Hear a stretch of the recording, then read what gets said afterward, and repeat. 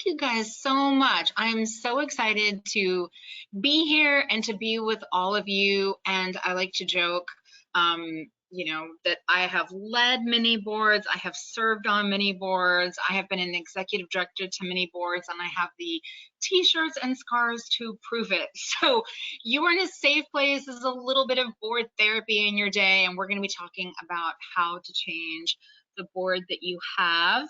I've spent my entire career in fundraising, and I think that we as fundraisers have the best jobs in the whole world because we get to bring people opportunities to make the world a better place. I know that fundraising is hard right now. I'm totally sensitive to that.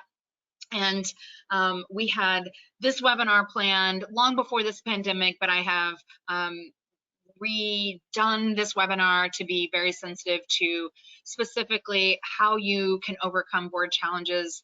Many of you may be facing challenges with your board around fundraising right now. So we're going to be talking about all of that.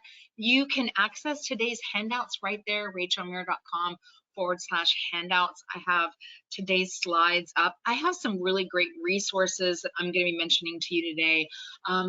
Lots of resources on boards that you can access and you can download.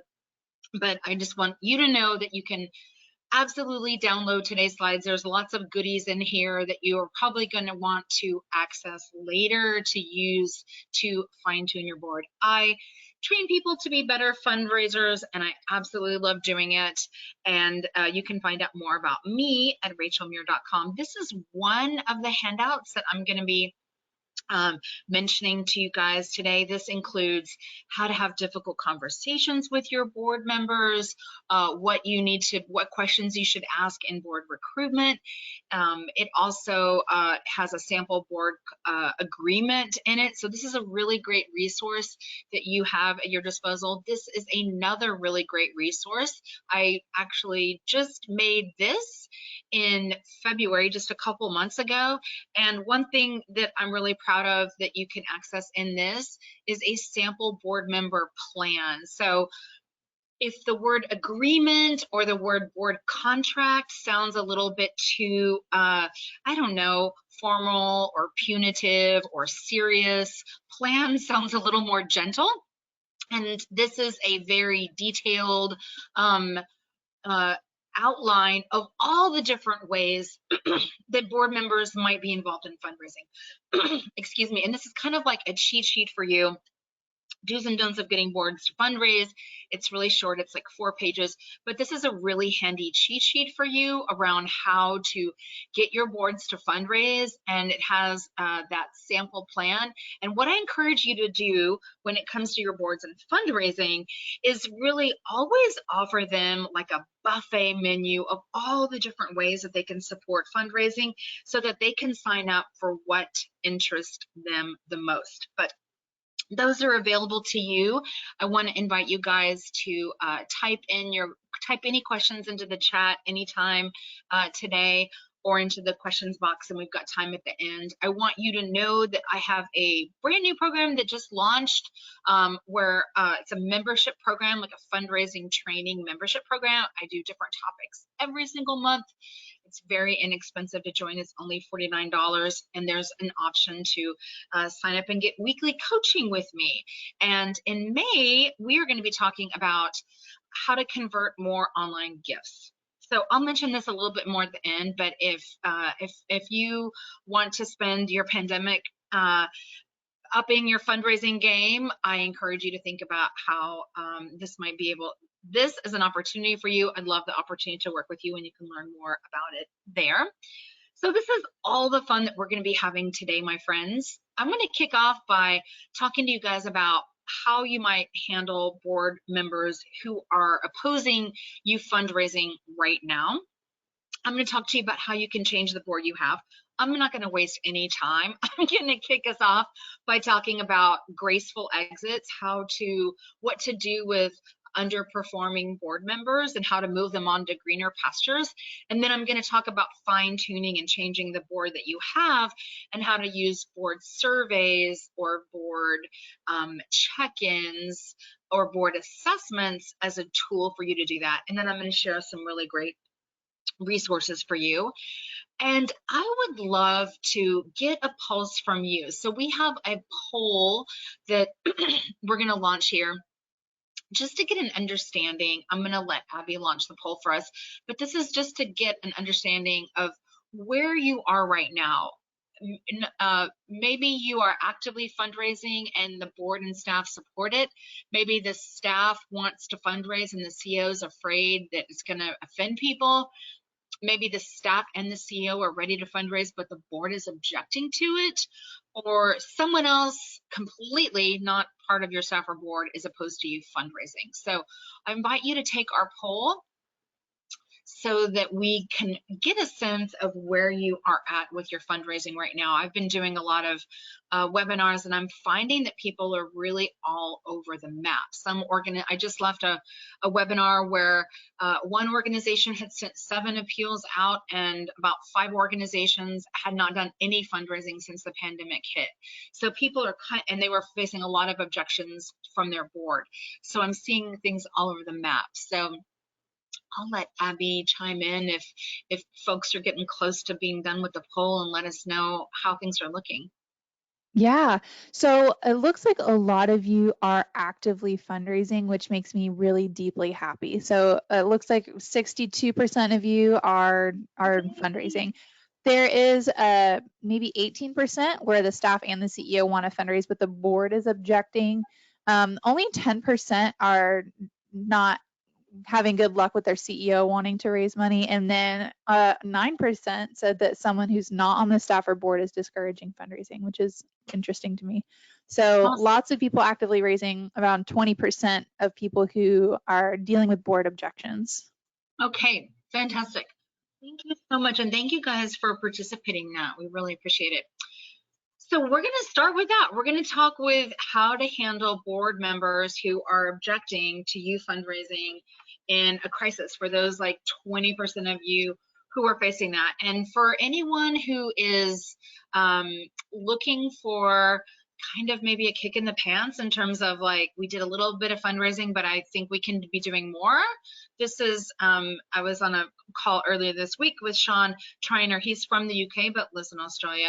And he shared he's seeing 2 groups in fundraising right now, the doers and the worriers, with the doers doing a dramatic, life-changing amount of fundraising, and people who aren't choosing to fundraise and who may be paralyzed right now, or they may be being held back by someone else, board members, anyone else, not doing any fundraising, and expressed worry and concern for how those organizations might emerge from this pandemic. So these are the facts, just the facts, Jack.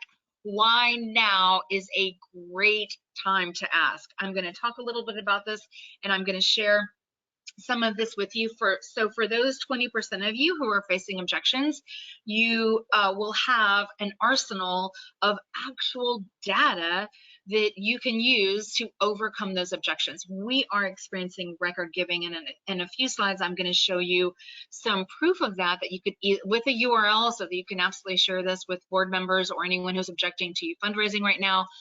We honestly, I thought this record giving would be subsiding by now, but it's still going extremely strong. I was just at a webinar a week ago with an organization who's doubled their fundraising from where they were at this time last year. So many organizations seeing dramatic increases in fundraising, and that isn't necessarily organizations on the front line. Many organizations who are not on the front lines are also experiencing record giving because they haven't stopped fundraising, and they are out there still asking. What we know is something called the halo effect, where many organizations are still seeing record gifts and generosity, even if they aren't on the front lines, because this is a time when donors want to give, and we want to have some agency and some control over our lives. We want to do something to make things better. Unless you ask, people will not think you need help. So don't be shy about asking. We're all adults. If we can't give, we won't give. But you need to let your donors decide that. They're adults and they can decide. It feels good to give. Giving is a neurological equivalent of winning the lottery, and giving helps us overcome our feelings of everything being out of our control, and it helps us overcome feeling helpless. Many of your donors are financially healthy. Many of your donors have more to give. Many of your donors have far fewer expenses now than they did before, and the same income. And so many of those donors want to give to you with these other resources that they have. Many of your donors may be getting stimulus money that they don't need. Those are 7 reasons why now is a great time to ask. In troubling times, donors give more. This is a shot from Hurricane Harvey. I'm from Austin, Texas. If you sat down and really thought about it, there really isn't like a perfect time to raise money. It's kind of like there isn't really a perfect moment to have a baby. It's going to change your life dramatically. There's really not a perfect moment, but difficult times really emphasize the urgency and the drama of compelling needs. You don't want to be the organization at the end of this pandemic that says, oh, hey, donors, gosh, we thought we'd give you a break, but now that we're ready to start back fundraising, so do you have a moment? This isn't what you want to do. So if you have a board member who is opposing you fundraising, I invite you to help jog their memory, and I invite you to ask them, hey, think of a time when you helped an organization or an individual that was in crisis. How did it feel to help them? Because it feels great to help someone else. And I also invite you to encourage them to think of a time when they were presented with an opportunity to help that was perfectly suited to the kind of help they could offer. It was the right ask. It was something they could actually do. It feels like a eureka moment when you're invited to give and you can do exactly what the invitation is. It feels wonderful to help. So I invite you to ask your board members if they're objecting, to invite them to jog their memory and think of a time when they helped and how that felt. It does not hurt to have real actual facts and data. And this is a really great resource. So Stephen Screen created this with Jeff Brooks, and they actually made this, I believe they made this like at the very beginning of April. And at the time when they made it, they really anticipated that this bump phase that we're in of record giving would only last a few weeks, that it would last 2 to 4 weeks and be over. We are still in this phase. I'm very proud to report. I was worried that we'd see this slow down after Giving Tuesday Now, or that Giving Tuesday Now might be the end of this, or it might end before this, but I'm still seeing so many organizations having record fundraising results. I know Abby is as well, with the awesome QGive clients. But I encourage you, this is when you want to fundraise, right? You want to fundraise in the bump when there is less competition and more generosity. And this is what we're experiencing right now. The longer you wait, the more competition there's going to be. But the one thing I can totally predict is that if you don't fundraise, you will not raise money. And it doesn't really matter if we're talking about the tsunami. This is a shot from the tsunami recovery. It doesn't matter if we're talking about the tsunami or the Australian bushfires or the financial crisis of 2008. I was fundraising during that crisis and actually doing a capital campaign, and fundraising results during that period dropped for the first time in decades. But many organizations had great fundraising success during the recession, and some grew rapidly. And the difference was that those who did well kept raising funds. They kept asking. They didn't stop fundraising, and those who suffered canceled all kinds of fundraising. So you have the choice to choose what kind of organization you're going to be during this crisis, whether it's Katrina or the bushfires. You don't have to let that end your fundraising.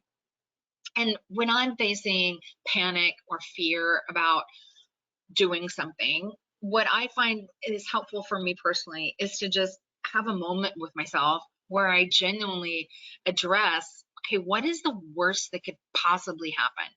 Like, and if you think about it, and you're welcome to type, any thoughts you have into the chat. But if you think about it, yeah, maybe it doesn't do well as an appeal, but not sending anything is definitely going to guarantee you that you're not going to raise any money. I have people tell me frequently, well, I might offend someone. And I want you to know that you are not here to offend as few people as possible. You have a big job to fulfill your mission and serve your clients, and you will never make all of the people happy all of the time. And that's okay. That's totally okay. If someone unsubscribes from your list when you send out an appeal, bless them and let them go. They probably weren't going to give to you in the first place. It's okay. Don't judge your success by how many unsubscribes you get. I want you to keep doing the great fundraising that you're already doing. Your donors are adults, and they can decide if they want to give or don't want to give, but don't ever make that decision for them. So these are some myths and truths that I want to share with you. It's a myth that people don't have money to give right now. Many people do. Many people have more to give right now. People who don't have money to give right now may not give, and that's okay. You're not being selfish to fundraise right now. You weren't being selfish to fundraise before.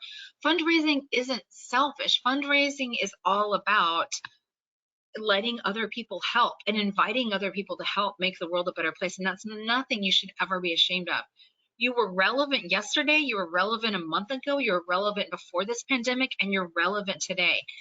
And it's a myth to think that donors don't want to hear from you. Your donors may be genuinely worried about you. They may be wondering how you are, and they may be wondering how they can help you. I love this quote from my friend Mark Pittman, so I can blame Mark. If your board is telling you now is not the right time to fundraise, thank them, but ask anyway. It's not their decision. Those are literally Mark's words. Mark is saying, do it anyway, and I'm encouraging you to do it anyway. If you don't ask, they won't give. If you don't ask, they don't know that you have needs that they can help fulfill. And if you cut fundraising and if you lay off fundraising staff, you may not recover from that. So your new mantra is, my mission didn't stop, neither should my fundraising. And I'm going to share just a few reasons to connect with your donors, and then we're going to dig straight into ways that your board members can help you. So number one, they're at home, and they may be wondering how you're doing. They may be wondering how they can help you. And I can guarantee you, Abby and I were just talking about this before we started, like Abby and myself, they're feeling disconnected, and you can make them feel connected, supported, and cared for. This is your silver lining in this crisis. You can literally transform a relationship with a donor that may have been transactional and may not have had a lot of depth into one that is a friendly, deep relationship, and one that could prove to be a very lucrative relationship for you. This is a once in a lifetime opportunity for you to deepen your relationships with your donors. And I guarantee you that expressing care and expressing love and getting connected to your donors is something your donors will always cherish and will always appreciate you for, and never forget. So I'm going to talk about some different ways that board members can help, and I want to invite you guys to type in any questions that you have, and we'll cover them at the end. Sometimes GoToWebinar doesn't show me questions, and sadly today is one of those days, but I can count on Abby to share any questions that folks have. I'm going to tackle right off the bat here some really common objections to board members give to fundraising. So there's the, I don't know anyone who gives. Well, most people give, but the number one most common objection I hear is, I don't want to ask my friends. I don't want to ask my friends. Your friends share your values and they want to help, and your work as a volunteer is a very big and very significant source of pride for them. So I love training boards to get excited and passionate about fundraising, and I really come at it from just an angle of just the joy of giving, and I really come at it from an angle of just completely demystifying this for board members and letting them feel how good it feels to give. And it's important to realize that your friends share your values, and your work as a board member makes them feel extremely proud. And of all the ways that you could give, the kind of giving that feels hands down the absolute best is giving to a friend or a relative, someone that you have a social connection to, rather than giving anonymously. That is the most satisfying of all the kind of gifts that you can make. So you're giving people an opportunity to feel amazing. You're giving people an opportunity to feel the joy of giving, which is the neurological equivalent of winning the lottery.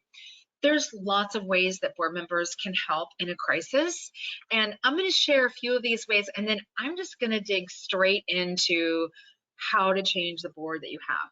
So of course they can donate and invite their network to join them in giving, which is a very powerful lead-in. Will you join me in making a gift? And this is really ultimately what board service is all about, because the primary responsibility is being the fiduciary agents of an organization. So really giving and supporting the organization, especially in terms of a time of crisis, is really the primary work of a board. Board members can call to check on donors and thank donors.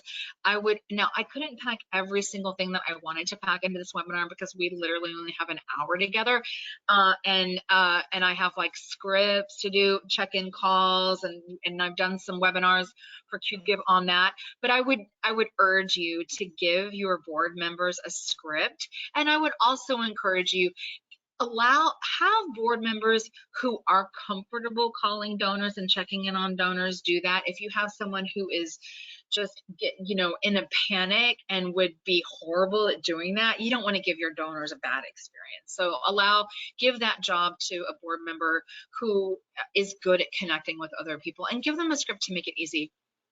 Obviously, this is all about, being the fiduciary agent that demands that your board members understand the financial position and are able to make contingency plans. And I'm highly encourage that be very inclusive of staff, and of course, supporting staff is job. I would have put that as number one, but I don't want to shirk board member responsibility around fundraising. Updating and informing the community, meeting regularly, planning ahead for future needs. So if you just sent out an appeal right now, my advice to you is to report back and let those donors know how that gift made a difference, and start thinking about your next appeal and what are your future needs and how can your donors help you there. So we're going to dig right into tools to help you manage your board. And I mentioned this at the very beginning, so if you joined late, I highly encourage you to download this. There's actually 2 goodies when you go to that URL, but this is short and sweet do's and don'ts of how to introduce board members to fundraising. And then I've got this like a la carte menu of all the different ways that board members could support fundraising, as doing stewardship or doing cultivation or being an ambassador or being an asker. Not everything appeals to everyone, but certain things will appeal to board members. And when it comes to fundraising, I really stress to people that it is not one size fits all. Different things appeal to different people, and you will have more success giving board members choices in how they participate with fundraising. If there's anything board members hate, it's being given a list of, okay, these are 50 of the most wealthiest people in our community, and we want you to put your name down next to everyone that you know. Board members don't like that. They feel really put on the spot with things like that. That will appeal to some board members, but it won't appeal to everyone. So I encourage you, always give board members lots of different ways that they could support fundraising, and let them pick the ones that appeal to them. This is another example. It's from my friend Andy Robinson, and this is an organization that is a sustainable food organization, and they have this set up as like appetizers and entrees and desserts, and it says this is an all-you-can-eat menu, and we ask you commit to as many items as you like, but at least 1 per category. So give them an idea of like, this is a menu, these are lots of different options. We encourage you to pick anything that appeals to you, but hopefully at least X. So giving people a variety of choices, it gets you better buy-in and better commitment. So this is kind of a deep question, but I invite us all to think about this because, you know, on a very deep level, we have as a society and as individuals so many opportunities to really think about how has this changed us? How has this pandemic changed us? And do we want to be different when this is over? And how do we want to be when this is all over? And I'm hearing so many inspired and thoughtful conversations. And I was on a call earlier this week, and one of the things that broke my fundraising heart the most was some of the negativity that my fundraising friends have witnessed or experienced with you know, bad board governance and bad leadership, and you know, and you know, that's not something I want anyone to experience. And so I encourage you to think about what kind of culture and leadership do you want to have. This pandemic has some many sad parts, but some bright spots. And one of those really is you could make a lot of dramatic change in a relatively short amount of time. And you could make some dramatic change with your board. And I've weathered several crises with boards. And a crisis is really an opportunity where people either step up, or some people really want to step back, and some people may really want to step off of your board. And so I encourage you to think about you know, how you want to be when this is over, and what you want to change, and what are the things that you're seeing with your board that you want to change now. This could be a very easy out for low performing board members who aren't engaged. This could be a very easy way for them to say, you know what, I'm going through a lot right now and I can't stay involved in this. And it's really up to you. And I encourage you, no matter what it is, to think about this. One of the things that, a couple of things that are warming my fundraising heart and making my fundraising heart the happiest is so many organizations that are continuing to fundraising, that are seeing success, that are contacting donors, that are deepening relationships with their donors, and organizations who are out there being willing to be nimble and be fast and innovate and try new and unique and different tools to communicate. And this is an opportunity where you could potentially try new things with your board, or make some board changes that you've been wanting to make in the background. And maybe it's training your board or giving your board more education or support. So it is not easy to run a volunteer group of individuals, all with distinct personalities, when they are your boss and you're working for them. It's really, really hard. I just want to say and acknowledge it's very, very hard. Boards are always changing, they're always evolving, and it isn't easy to build an A team, and it takes a lot of work and it takes a lot of support. So, and I had a lot of rough days managing my board, and I actually at one point, I know this is pretty hardcore, but I literally at one point during a crisis, I negotiated a really dramatic board transition where I sadly had a board. They were all very kind and well-intended people, but they were not up to the challenge of service. They didn't have board experience. They didn't have fundraising experience. They knew that they were in over their heads. And I was actually able to successfully navigate a 100% board overhaul where those board members resigned and we created a new board. It didn't happen overnight, but it did happen, and it happened in the midst of a crisis. And so I mentioned this to you because I'm starting with the most challenging things with Graceful Exits. I'm just ripping the Band-Aid off right there. not tiptoeing around anything, but you may have board members who are, since this crisis, are participating less and they weren't participating before, and you may be feeling like, look, I'm ready to have the board I need, and not the board I ended up with. How do I get there? So this alone could be your opportunity to navigate and create a graceful exit. When you are creating a graceful exit with a board member, ideally this isn't something you're negotiating with your board chair. Ideally, you and your chair are really lockstep and you get along well and you have a good solid partnership together. But ideally, this is something that you may be in a position where you have to do this yourself as an executive director. Maybe you have a small board and maybe you don't have that kind of leadership. But ideally, this is something that's done in partnership with your board chair or with your chair of your nominating committee or your president or your vice president. In a graceful exit, this is really about enhancing attrition. This is about facilitating your board member coming to the realization this is not a good fit for them and leaving with their head held high. So you need to eat crow here, and you need to be the one that acknowledges, you know, we did not properly set expectations, and this crisis has shown us the need and the demands are far deeper than we currently feel is appropriate for us to ask of our board, of our current board members. Notice all this very careful, delicate phrasing. All of this is about facilitation, and your goal in here is to make this as easy and seamless where this person leaves with their head held high, feeling like they were helpful, feeling that, you know, this just wasn't a good fit for them, and that they understand you, and that you are only going to say positive things about them, and of course that they would only say positive things about you. So you can, you know, this says be sensitive to any health, personal, or professional issue, of course, anything that they're going through, but also this pandemic, if you're in this situation, this could be you, where you have some low performing board members and they didn't step up before, and they're certainly not stepping up now.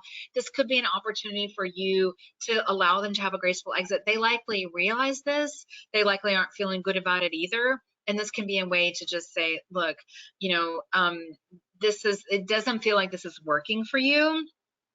And you can also offer some other options. So a few could be a leave of absence.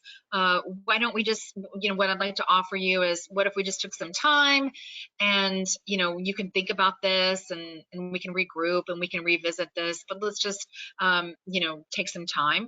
Or you could offer them another way to engage with you, whether it be serving on an ad hoc committee. An ad hoc committee means it's not an ongoing standing committee. It has a clear start and finish date. They could consult with you. They could be a mentor. They could just be available to you to ask them for guidance or advice. Hey, you know, it doesn't feel like this is working out. We know that this pandemic has made board service even harder for you. We'd like to still count you as a friend. We'd like to still be able to consult with you. Would it be all right if we called you from time to time? Just a quick 20-minute call to check in with you, hear how you're doing, and see if you have any advice or guidance for us. So that's like a very, very gentle way. But I wanted to kind of start with graceful exits. I really do think that there are lots of silver linings. I'm a really optimistic person, and I do think that if you have a board member who wasn't performing before, and this could be an opportunity for you to make some of that change. So I'm going to spend the rest of our time today talking about changing the board you have, and I'm going to talk to you about some different ways to do that. And the first tool that I'm going to introduce to you is an assessment, AKA a board survey, AKA a board check-in. If assessment sounds like too strong a word, something rigorous, something overwhelming, you can use survey or check-in. I'm going to talk to you about what an assessment is, or a survey. I'm going to show you some examples of surveys. I have a really great one from my friend Mark Rovner. I'm going to also show you a board member application and a board member job description. And again, you can download these slides, rachelmuir.com/handouts. You likely are going to be interested in, like, oh, I want to dig more into that. So you can download these slides so that you can have them. But I'm going to start with an assessment. And the idea of the assessment or the survey, the idea of that is that it kind of allows you a very, very safe place to create a runway for the change that you want to have, whether it's having a more diverse board, whether it's having a board that's more fluent in fundraising, whether it's having board members with prior board experience, whether it's setting up a better board member onboarding process. All the things that are driving you nuts right now, your assessment is a way to kind of air that dirty laundry and make it not about you, not about your frustrations or your disappointments, but the board. It allows you to make it as that, wow, we did that survey and we heard you loud and clear that we're not participating in fundraising and we're not knowledgeable about fundraising and we're not doing enough training and we're not giving people a robust orientation and we could be doing a better job in the screening process. So it's like, it makes it look like it's the board's idea, not your idea. And that gives you the kind of ground cover to make the change happen that you want to happen. So this, whether you call it assessment or a survey or a check-in, it's board led. It is informed by the board members. I am going to show one example of one that is it's still board led, but it's really just the executive director and the board chair. But the idea is that it airs the dirty laundry in a safe way where it makes it not about you, but it makes it about what are the weaknesses of the board that you can address, what are the gaps. It holds members accountable to the gap between where you want to be and where you are, and it shows you very, very clearly what the solution is and charts the course of how you can address it. And it also creates a shared vocabulary and understanding of what your board responsibilities are. So I'm going to show you some different approaches to doing a board survey or a board assessment. You can rate board members as a group or individually or both, meaning they can talk about their own service and they can also rate and give feedback on how the board is doing as a whole. You can examine their participation levels. Are they serving on a committee? Are they engaging in a project? Meeting attendance, recruiting volunteers, serving as an event chair, recruiting committee members or being a committee member, serving on a board governance committee or recruiting board prospects. How good of a job are they doing serving the mission of the organization? Are they being strategic or are they micromanaging and stuck in the weeds of the day-to-day? Are they supporting fundraising? So those are just some of the domains that you can look at in a board survey. This is an example of a board survey. So I got this example from my fundraising friend, the fabulous, amazing Mark Robner from Sea Change Strategies. So you could do a survey like this in SurveyMonkey. You could do a survey like this in Google Forms. Of course, the first question was, what's your email address? So you can ask a question like that at the, I will say, name or email address. If you ask that at the end, I'm not a statistician for a living, I'm a fundraiser, but if you ask that question at the end, you will get more honesty than if you ask that question at the beginning. So just FYI, some of these questions, always another thing worth considering in your surveys, whether you require an answer for everything or not, okay? Because these are very thoughtfully written questions, but one thing to keep in mind, I don't know if this has ever been you, this has certainly been me. I did like an employee engagement survey and they made you answer all the questions, and it was kind of a booby trap because some of the questions forced you to reveal exactly who you were. So be mindful of that. So how would you rate your overall fundraising skills and what aspects of fundraising are you strongest? Select all that apply. In fundraising, what are your reservations? If you've engaged in fundraising, what challenges or barriers prevented you from your ideal performance? This example does not really hold back on anything. It goes into great detail. So just an example for you. What topics for skill building or training in the coming year would you like to learn about? Really great question to ask. And and I will tell you, as someone who trains boards in fundraising for a living, if finances are an issue for you, you can always partner with other organizations, or if even that makes it impossible for you, go out, find a rock star board member who's actively fundraising for their nonprofit and get them to come be a guest speaker for your nonprofit to talk about how the board participates in fundraising at their organization, or how fundraising works in their organization. Which most accurately describes your capacity to engage in fundraising. So these are very specific questions that really ascertain what are the barriers to this person being involved in fundraising, what do they want to learn more about, what would they ultimately be able to participate in. So very thorough. These are some self-assessment resources: Board Source, National Council of Nonprofits, McKinsey & Company. McKinsey & Company has a very good board assessment. They have a long one and a short one. The Alliance for Board Effectiveness, that's another really good free board assessment. Joan Gary has something called the Big BAT, and it's called like Board Assessment Tool is what BAT stands for. It's completely free. And one thing that's unique about that tool is that it's literally a tool that you use between the executive director and the board chair. So it isn't a survey that you would give to the whole board and invite them to participate in. It's something that the board member, the board chair, and the executive director basically rate the board members themselves. So those are just a lot of different resources. You can get these slides, rachelmuir.com/handouts.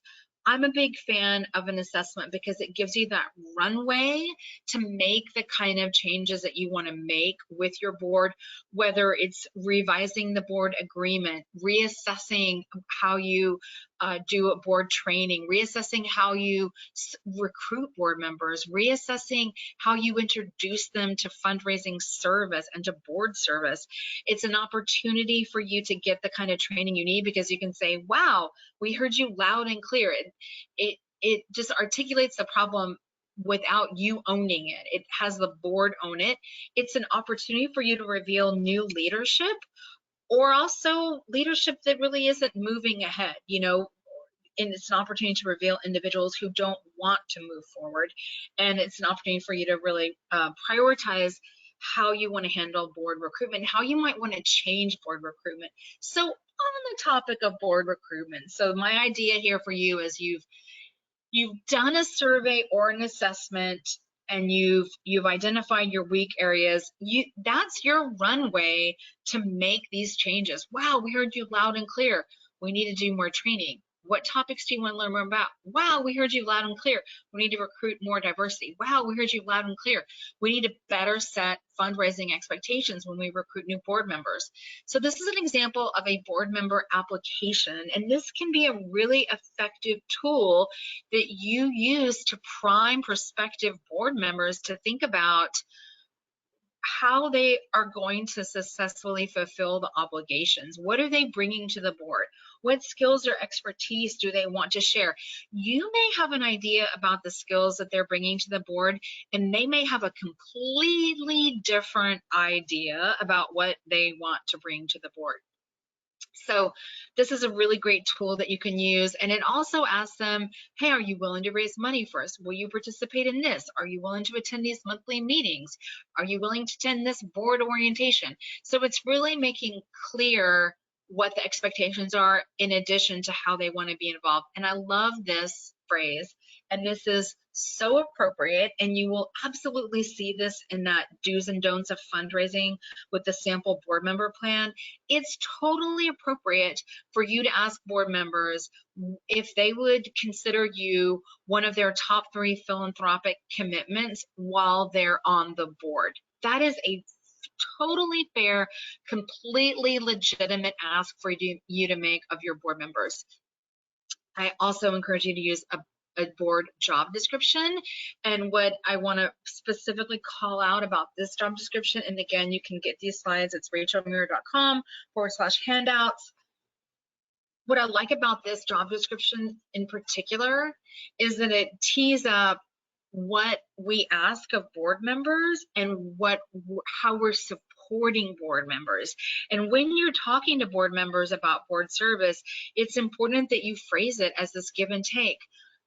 We ask that you bring us blank, blank, blank, blank, blank. You know, we ask that while you're on our board, we're one of your top 3 philanthropic priorities. We ask that you bring us your time and your skills and your talents and your treasure. We ask, you know, all the expectations that you share. In return, what you can expect from us is training in how to be successful fundraising, and choices in how you give to the organization and how you support fundraising. So it really needs to be shared with them as a give and a take. So I shared this earlier. This is an example of a sample board member plan. It totally addresses head on that we ask that you make us one of your top 3 philanthropic commitments while you're on our board. I encourage you to don't be shy about using that language. I'm gonna handle your questions, and I'm really excited. We've got time here to go over your questions. I'm gonna let Abby, you can read them to me, or you can also chat them to me if you want. For some reason, every now and then GoToWebinar like doesn't let you see the questions, which is annoying.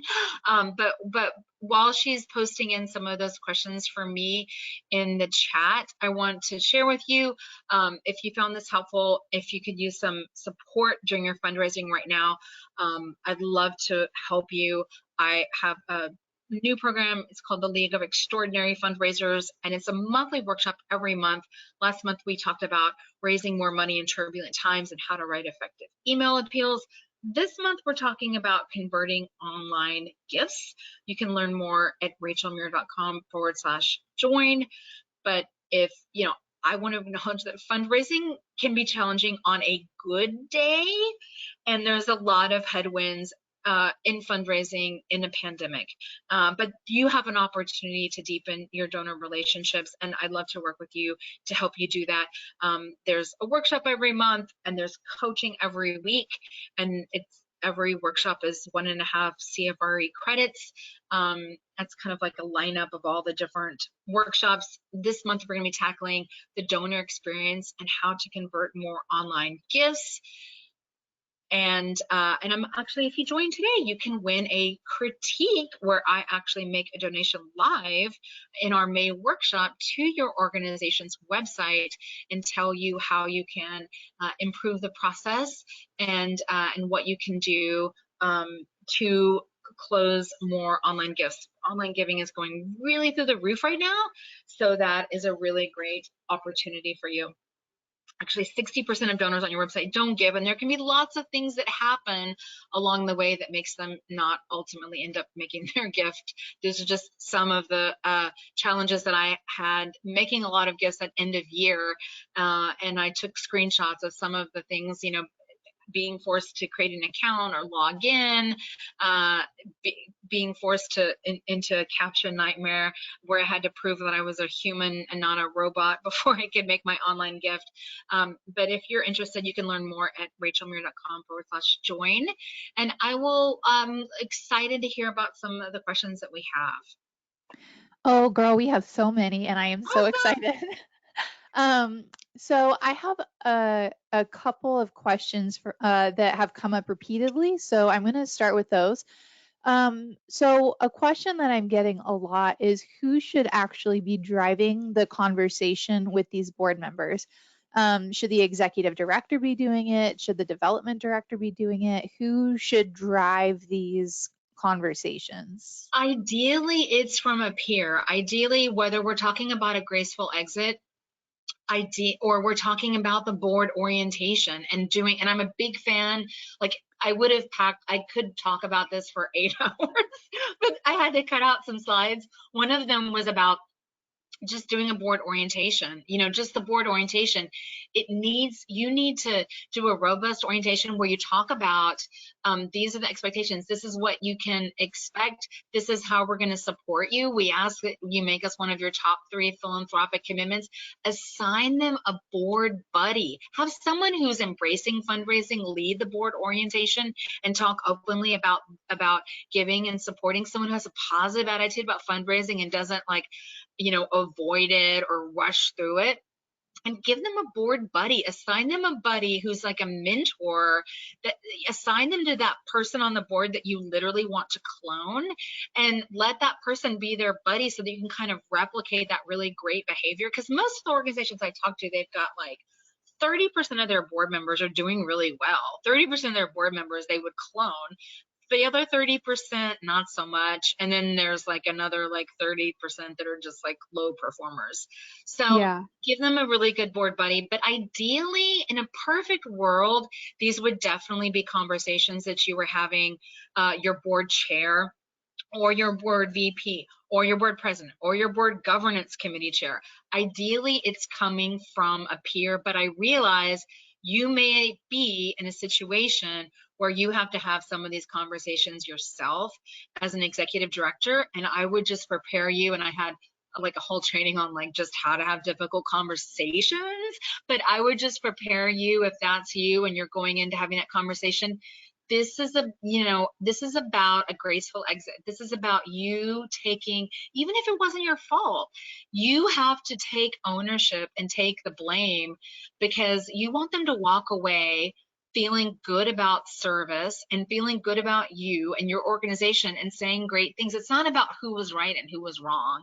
You just want them to be able to move on to greener pastures with as little pain and conflict as possible. That makes sense. It actually brings up another question that I'm getting from a lot of people. Can you talk a little bit about board term limits? So Oh my how goodness, do you yes. set them? Should you set them? What do you do if your board doesn't want to set them? Oh my goodness, that is such a great question and so important. Board term limits are critical. And this is another reason why an assessment can be your friend, because an assessment, so many of these problems come from not having term limits. Term limits guarantee that you don't get any like fresh ideas and innovation and new skills and new talents, and they contribute to burnout by board members. So and if you're experiencing stagnation, and if you're experiencing resistance to innovation, and we've always done it that way, a survey is, or an assessment, it's an opportunity for you to get people own it and they admit it. And they're like, yeah, we are really rigid and we're stuck in the same ways, and board meetings are boring and habitual, and we don't have innovation, and we don't have a diverse board, and we don't have, you can make an assessment can give you the runway to create those term limits. And yes, and I want to acknowledge this too, because like, I might sound, and trust me, like when I say that I have served on boards and managed boards and been in executive director boards, and that I have the t-shirts and scars to prove it, like I'm not kidding about the t-shirts and the scars. It's hard. I've had so many sleepless nights and my fundraising career friends over board members, dysfunctional board members, dysfunctional boards, founder syndrome, real complicated, messy issues. And I won't lie to you.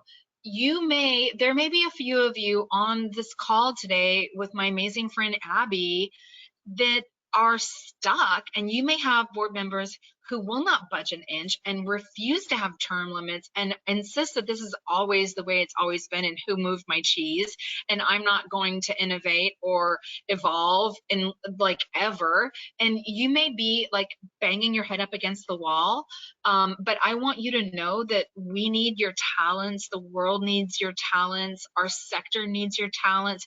You have a bright future in fundraising, and if you are that person whose board does not listen to them, does not respect them, is completely resistant to term limits, if the word fundraising is a cuss word at your organization, if term limits is a cuss word, if board training is a cuss word, if that is you, just know that we need your talents, and there are many organizations that would give anything to have you be part of their organization. And I'm sorry to say, but every now and then, you may find yourself sadly in your career completely stuck in a place place where people will not evolve and they will not grow and they will not develop.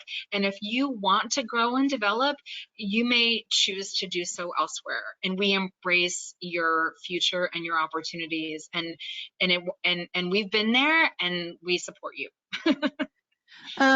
You were talking about recruitment, and I wanted to, that is a really good kind of lead in to a couple questions I have. So one, Fred chimed in and said that in his work with boards, they haven't had a problem with fundraising so much as they've had a problem with finding people with legal backgrounds or marketing backgrounds. And a lot of people are asking how they can start recruiting board members and then how that recruitment can kind of carry over into a situation like today where we're not allowed to actually meet with people face to face. How do Sure. you find people with the backgrounds, whether that you need, whether you need a fundraiser or whether you need someone with marketing or legal like expertise, and then how do you get them to come on? Sure, that's a really great question. So I would say it's just about asking, and it's just about who do you know that knows someone that you want to know. Like leverage your network and leverage your board members' network as much as you possibly can to tap into those people and reach out to those people and reach out to those influencers. This is a time where you might be able to get the mind share of someone that you couldn't get before.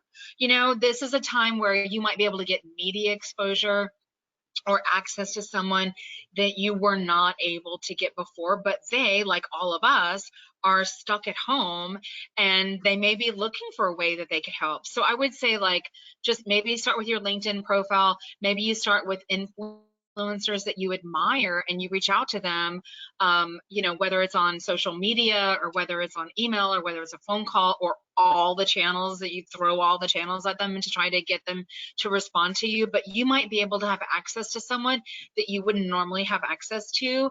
And you might be able to, there could be a lot of people who, are looking for something to distract them and are looking for ways to help and would love nothing more. So I would put all your energy into, how can you find those people? Who are the marketers or the legal minds that you admire?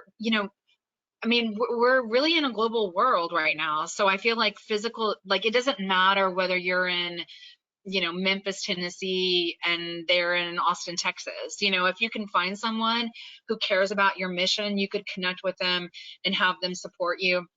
And obviously meet with them virtually, meet with them using, Zoom or Google Hangouts or whatever tool that you want to do. And I would say, okay, so that was one question, was around how do I find them and recruiting them.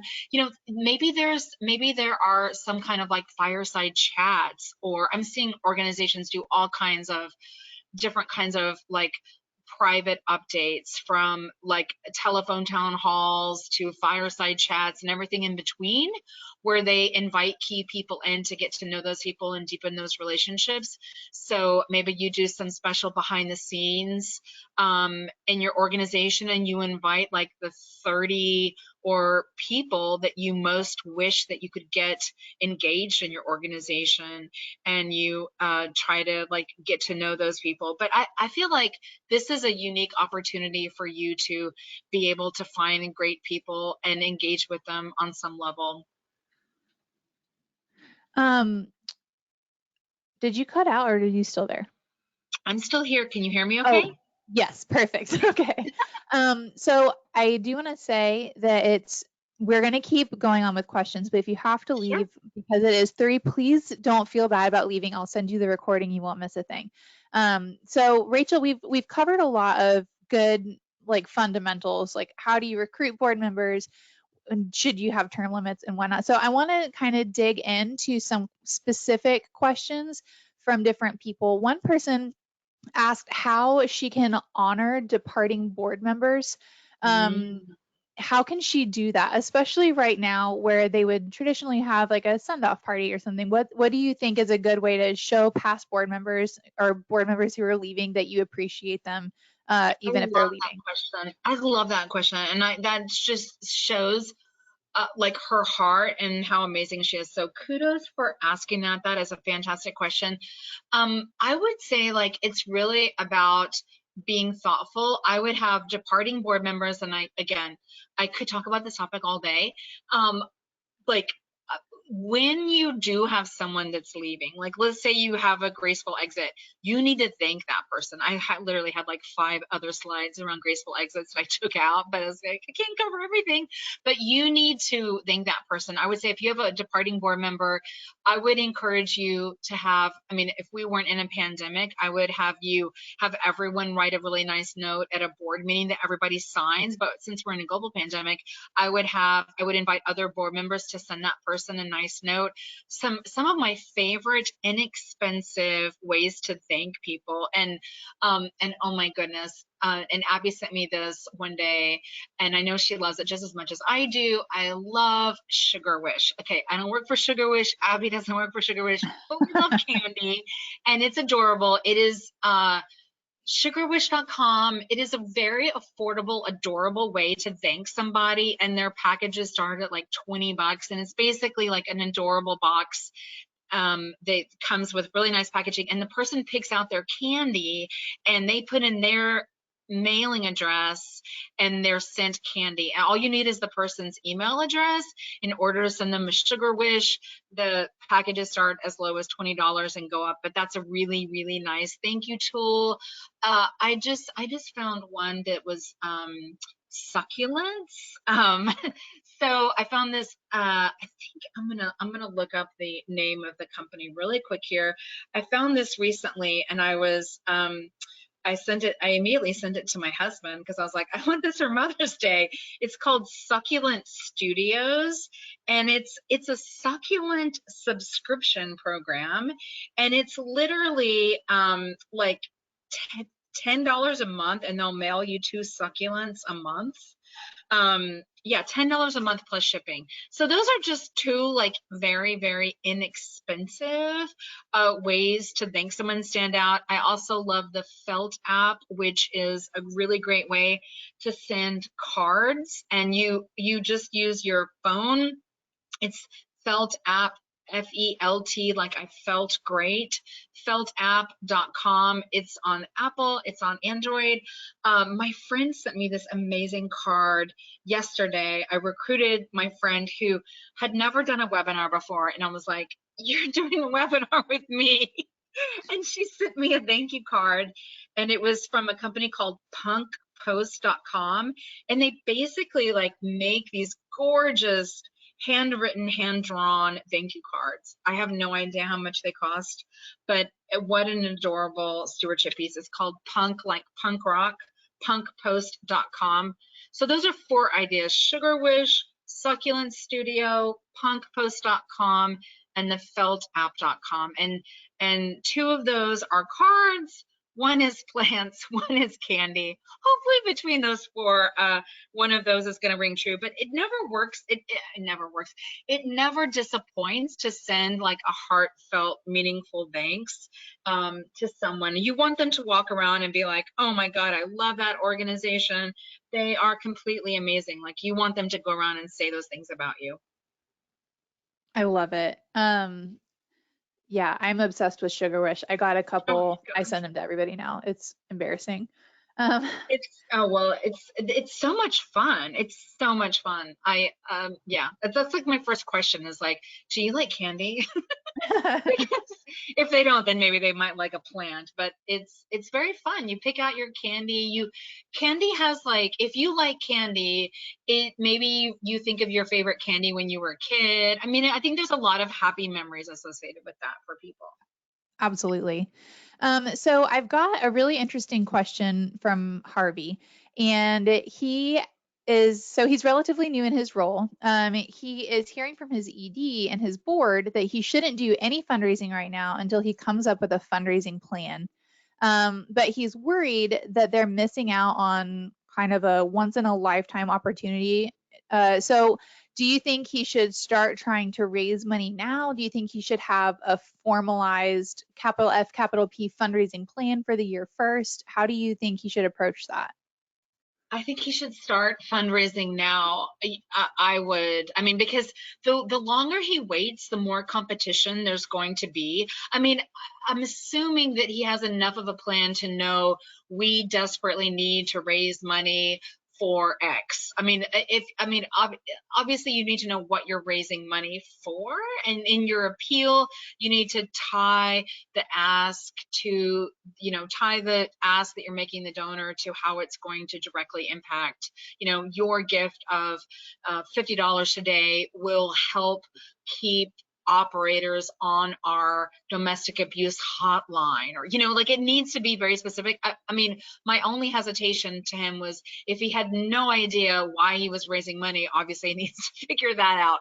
But as long as he knows what he's raising money for, I would say write an appeal today, make it timely, make it urgent, make it specific, make it, heartfelt, make it donor centric.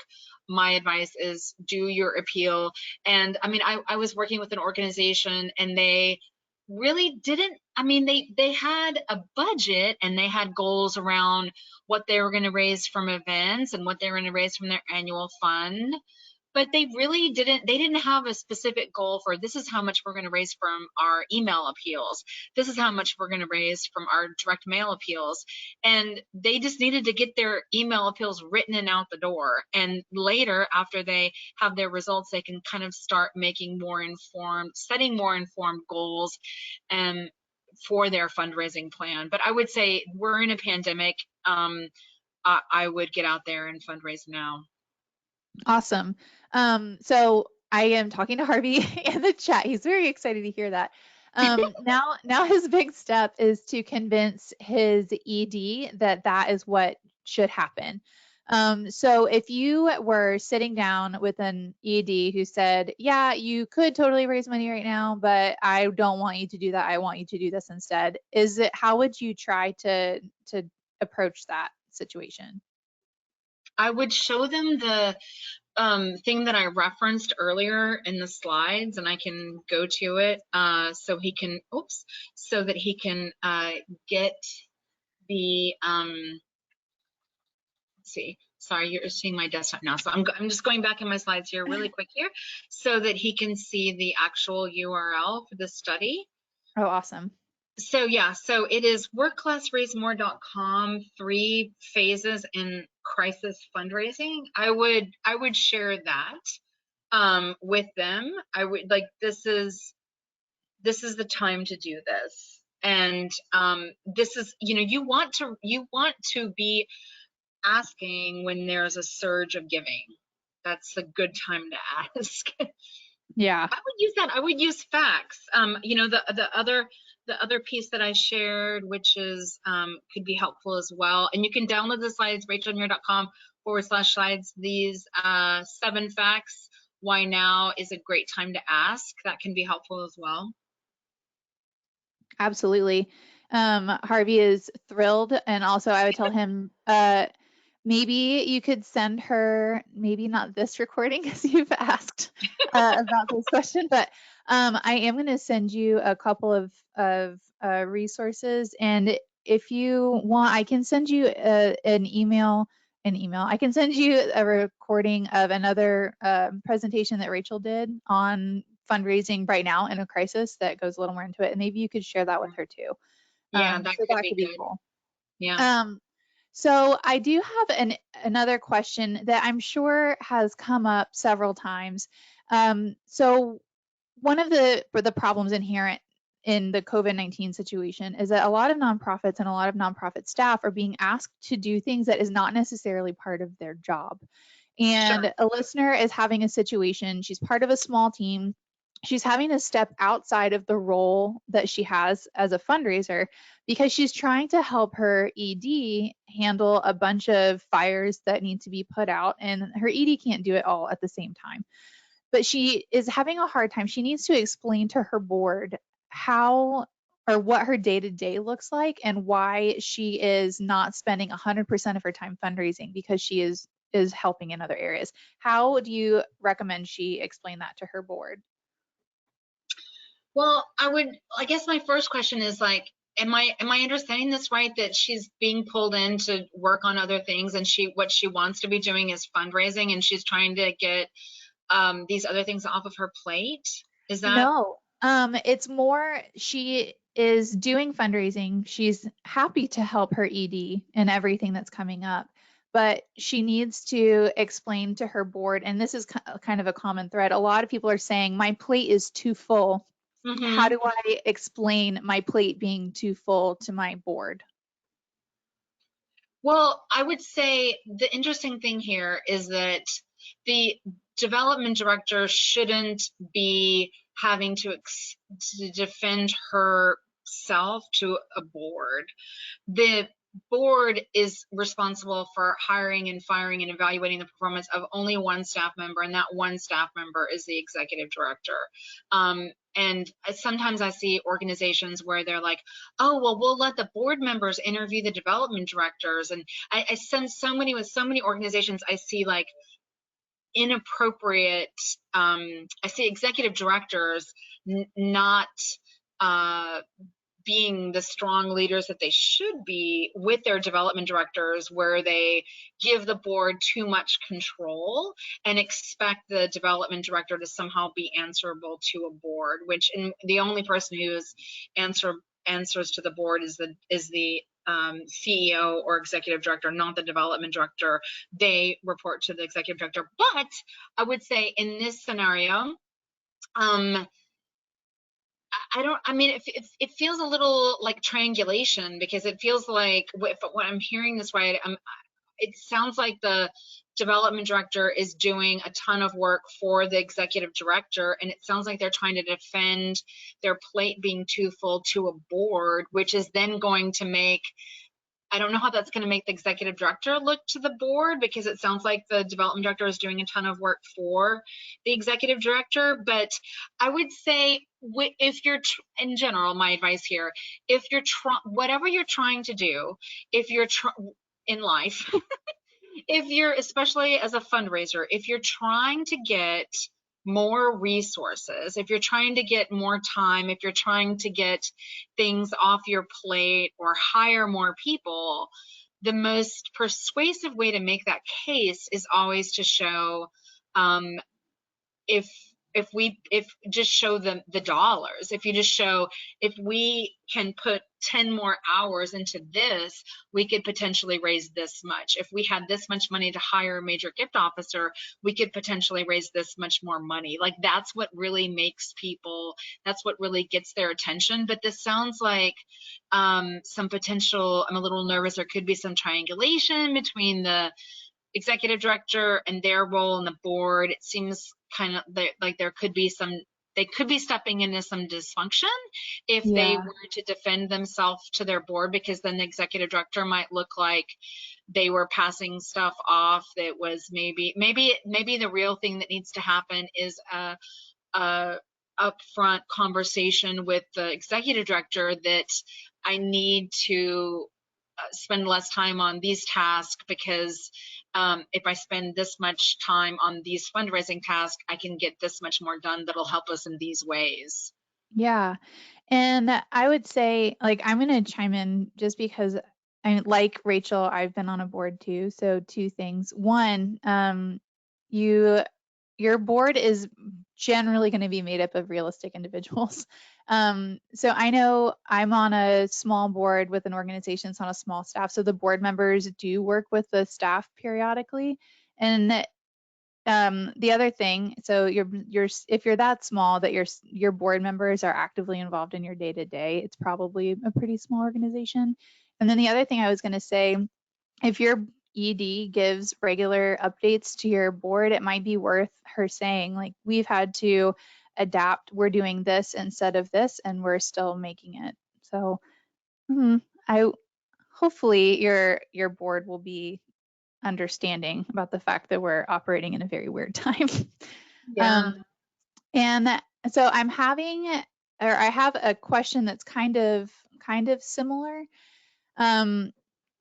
Some boards are not being really open to fundraising as a whole, they are pointing to a couple different options. So Betty's board says that they want to ask the donor base to support other nonprofit organizations right now, and they can support their organization later in the year.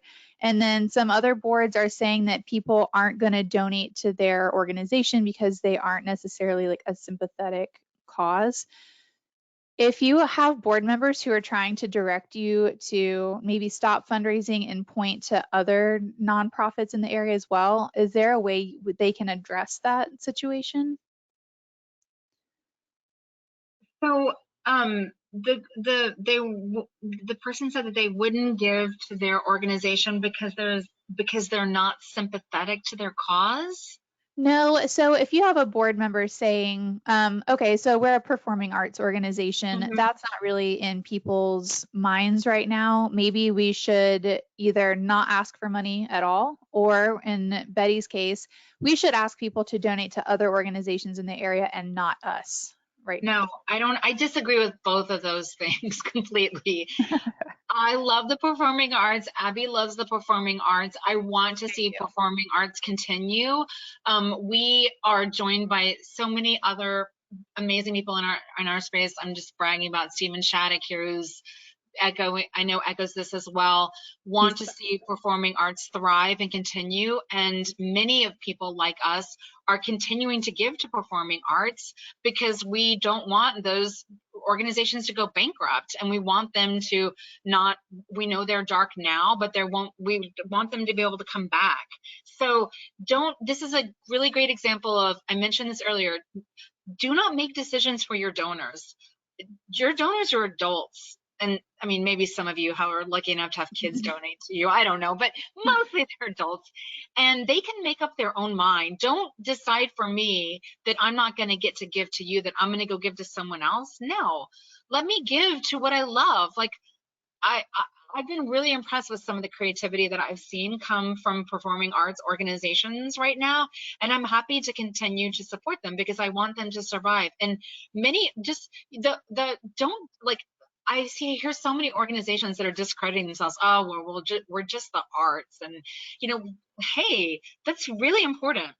My friend just wrote a fundraising appeal about I think it was around classical guitar, but it was about a piece of music that her mom heard after her home was bombed in World War II, and that she loved that piece of music so much, and that hearing that piece of music, she cried tears of happiness because it was the first time that she realized that she could feel hopeful about the future again. And my friend had that song at her mother's funeral for her mom. And so don't just, music and performing arts, I mean, it's a really vital part of people's lives. And don't make a decision that like, oh, this isn't important right now because we're not, nurses in the front lines or a food bank. Don't make that decision for your donors. You need to get out there and do the best fundraising you've ever done. And I'd want to add something that Amy just typed in. She works for an arts organization, and she made the point that the arts help heal the soul, just like medical nonprofits help heal the body. And I want to build on that because I've seen some really interesting arts organizations through my work at QGIve. One, Amy pointed out that a lot of a lot of people are employed in the arts. So a lot of arts organizations are, one, helping people keep their jobs. So just like we've seen an outpouring in support for small businesses, we can see an outpouring support for those people. And then two, a lot of people are stuck in their homes and they're bored. I can't tell you how many times I've tuned in to live streams from individuals, but also arts organizations. Some of the most really fun and creative like fundraising campaigns we've seen at QGIve are from arts organizations, and people are supporting them. So people are ready to give to you. So there's that. And then I've got one more. This one's really interesting. Renee is facing a situation where her annual gala was canceled in March and rescheduled for October. And she said that more than half of the people who registered have already paid, including some big sponsors. And she's finding it difficult to ask for donations when she's already holding on to money they've put toward the gala. Do you have any recommendations I for would do that? a match. I would do a match. I would go to her major donors and I would do a match. That gives a sense of urgency around people making another gift. Oh, well, if you make a gift now, your gift is doubled. So I would, you don't, a lot of times I think people have these, like people think about matches and they make it more complicated than it needs to be, Abby. And sometimes people think, well, only corporations do matches, and how am I going to get a corporation to do a match? A lot of individuals will do matches, and if you don't have one individual who is like ready to pony up with a $10,000 match, you could go to 10 people who were willing to give $10,000 and have all of those people come together as a group for a match. So I would encourage you to do a match, and I'm actually encouraging any organizations that I'm talking to that have a rescheduled event, and whether they're doing their event live or they're doing event virtually, match is a really great strategy because it creates a sense of urgency and it creates a sense of momentum. Oh, but now if I give again, my gift can be doubled, and I would have some people, have some big rocks that you've planted who are ready and willing to step up and be there and make some big leaps in doing that so that they can see success moving forward quickly. I went to a virtual event recently and they did such a great job on so many levels, but they really didn't, and they had a pretty, I thought, a realistic goal, but they didn't have any pre-planted large gifts. So they only maybe got to 20% of their goal. And it felt a little flat, I mean, at least I worried for them. It felt a little flat. And I think they could have overcome that. They knocked it out of the park on so many other levels. And I think that if they had people tuned in, because they pivoted to a virtual event. And it's like, well, if they'd had a live event, they would have had people there in a room drinking cocktails, listening to this program, making gifts. But with something virtual, well, what are all the things that are going to fight for my attention right now? Cute cats on Facebook, my kids, the husband, lots of other, my inbox, lots of other things might distract me from this virtual event, so I think that's something to keep in mind. Thank you so much for that. That's very helpful. We got one more right in under the line. Someone asked, someone is putting together their very first board, and they wanted your opinion on whether or not they should try to keep a small board. Should they limit membership? What do you recommend? Okay, congratulations. I love this question. I'm so excited for this person. I hope my fundraising heart is like bursting with joy and cartoon animals right now, because in my dreams, an awesome human being like this who was just starting a board would get to attend a great workshop like this that QGIve is doing and be set up like for success from day one. So congratulations. And I would say small, big, it's very relative to what you consider small or what you consider big. In my personal opinion, I will tell you, a lot of organizations, like I'm from the state of Texas, and specifically Austin, Texas, and when I started my nonprofit Girl Start, you had to have 3 officers on your board. You were required to have at least 3 board members. I don't know if that's still the law right now in the state of Texas. So to me, that's considered quite small. But my personal sweet spot as an executive director, I really enjoyed boards of like 12 to 15 people.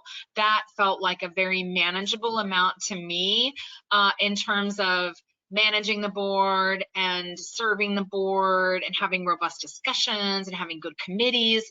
But other organizations are different. I've worked with Boys and Girls Club who've had like literally like 100 board members, and people, it's small. Size is relative based on who you are, but I will tell you, some things that I would think about would be How are you prepared to support them? How are you prepared to train them? And I would encourage you, if you don't have any budget for training, you want to look for people, even if you find people that have prior board experience, it doesn't mean they've been trained.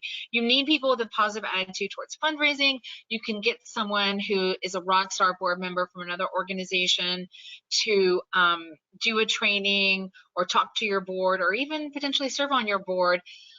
But I would think about how you're going to be ready to train them and lead them and prepare them and serve them. And I would kind of go with what you think is manageable. I feel like 5 to 7 is going to be, I feel like you're going to need around that number in order for potentially for funders to really feel like this is pretty legitimate. I feel like if you have 3 board members, some funders might be like, why are there only 3 board members?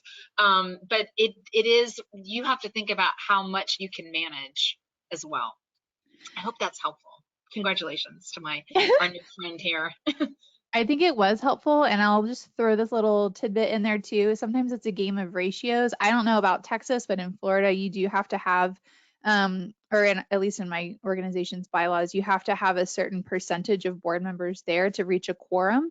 And that can be, there's like a sweet spot where you have an organization that, or a board that is big enough that missing one person won't affect your quorum, but also you don't need to make sure you have like 75 people on to reach a quorum.